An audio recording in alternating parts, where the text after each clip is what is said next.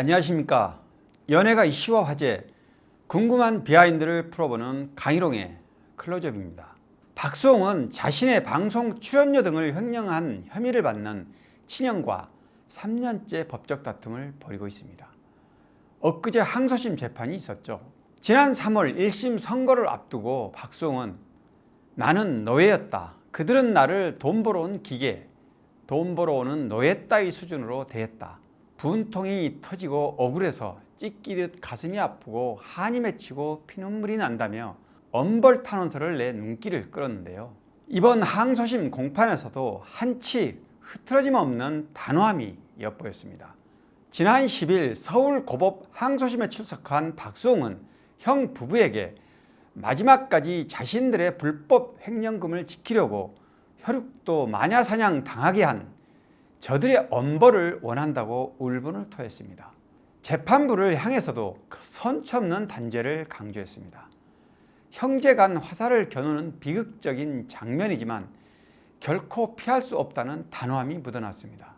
동생을 그렇게 사랑한다면서도 결혼하면 네가 죽고 엄마가 잘못되고 자식이 잘못된다는 사주가 있다고 이야기했다. 결혼한 지금은 너무 행복한데 사람이 추구해야 할 가장 큰 행복을 가장 크게 막았던 자로 그 행태는 중범죄다.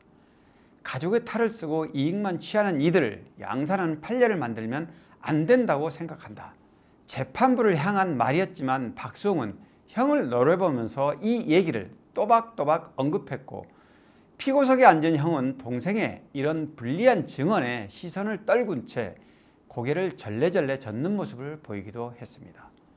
박수홍이 직접 증인을 자청한 것은 사실관계가 왜곡된 판결에 꼭 증언하고 싶었기 때문이라고 합니다. 1심 재판부가 회삿돈 횡령 혐의는 유죄로 판단하면서 박수홍의 개인 돈을 횡령한 혐의는 무죄 판결한 데에 대해 조목조목 언급했습니다. 제 개인 계좌에서 인출한 돈을 더하지 않으면 절대 취득할 수 없는 부동산을 저들 명의로 취득했다. 4년 동안 횡령하지 않고선 절대로 이룰 수 없는 부동산들이다. 가족 회사란 이유로 원심에서 무죄로 판결한 것을 보고 정말 원통함을 느꼈다. 1심 재판부는 회삿돈 20억 원 횡령 혐의를 유죄로 인정했지만 16억 원 상당의 동생 돈을 가로챘다는 혐의를 무죄로 판단하면서 형에게 징역 2년을 선고했습니다. 일부 횡령에 가담한 혐의로 함께 기소된 형수 이모 씨는 무죄가 나왔습니다. 박수홍은 이날 항소심 재판부에 15년 동안 가족의 자금 흐름을 관찰한 세무대리인의 보고서를 제출했습니다. 2014년부터 2017년까지 형 부부가 취득한 부동산의 가치는 43억 원인데 이는 부부가 각종 보수를 한 푼도 쓰지 않고 모았다고 가정해도 20억 원이 부족하다는 내용입니다. 박수홍은 또 왜 형에게 모든 걸 일임했느냐는 검찰의 질문에 연예계 생활은 소속사와 분쟁이 많아서 누구보다 믿을 수 있는 제 형제를 믿어야 했다. 너무 검소했고 저를 위해 산다고 늘 얘기했는데 뚜껑을 열고 나니까 죽고 싶었다고 말했습니다. 상대 변호사가 부인 김다혜 씨를 거론하자 1심에서는 제 옛 연인을 꺼내시더니 이렇게 횡령과 관계없는 제 처를 왜 등장시키는지 이해 자체를 못하겠다. 제 가장 가까운 사람들을 언급하면서 저를 모욕하고 있다고 지적했습니다. 박수홍은 아들만 셋을 둔 집안의 둘째입니다. 삼형제의 우애는 방송가에서도 소문이 날 만큼 돈독했습니다. 이런 콘크리트 우애가 깨진 것은 박수홍이 자신의 매니지먼트를 30여 년간 해온 형 부부의 이중성을 알게 된 뒤부터입니다. 겉으로는 근검 전략을 앞에 내세우며 다른 한편으로는 딴 주머니를 차고 돈을 빼돌렸다는 것인데요. 수십 년간 철저하게 위장하고 동생인 자신마저 속였다는 배신감에 참을 수 없었을 것으로 보이는 대목입니다.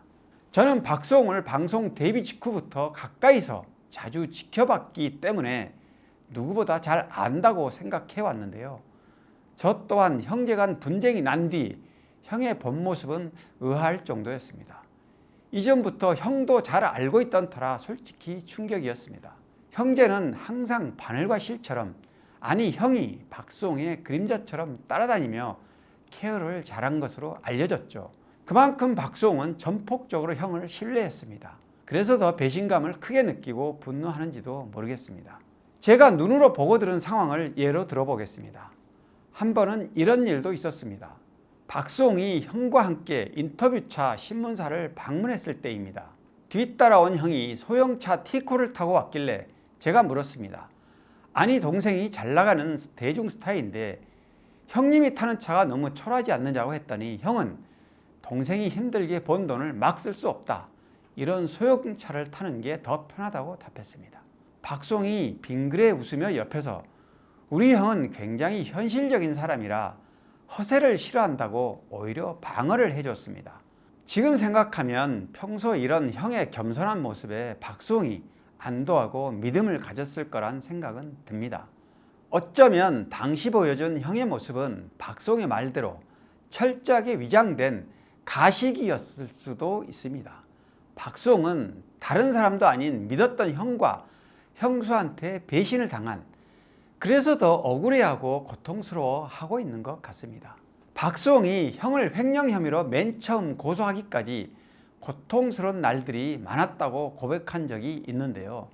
다음은 박수홍이 고소 직후 MBC 실화탐사대에서 언급한 말입니다. 친형 부부를 의심하는 것 자체가 죄 짓는 것 같았다. 내가 형과 형수를 의심한다면 죽어야지 생각했다. 그런데 뚜껑을 열어보니 정말 죽어야겠다는 생각밖에 안 들었다. 믿었던 사람들에게 내 인생의 많은 부분을 부정당하는 순간 주체가 안 됐다. 3년 전 형 부부를 고소한 직후 박수홍이 자신의 재산을 빼돌렸다고 주장한 내용의 흔적을 찾아 제가 직접 서울 강서구 발산동을 현장 취재한 적이 있는데요.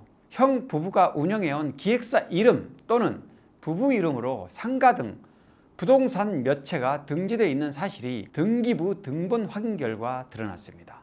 자신은 초소형차를 타고 다니면서 오직 동생 박수홍만을 성심성의껏 돌본다는 인상을 심어줬던 모습과는 전혀 다른 결과여서 많이 놀라기도 했습니다. 오늘은 박수홍이 형을 단죄할 수밖에 없는 상황과 배경, 항소심에 직접 증인으로 나와 울분을 토한 심경 등을 짚어봤는데요.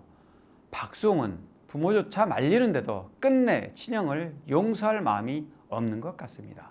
힘들고 어려울 때 자기 편이 돼주는 사람이 진정한 친구이고 가족입니다.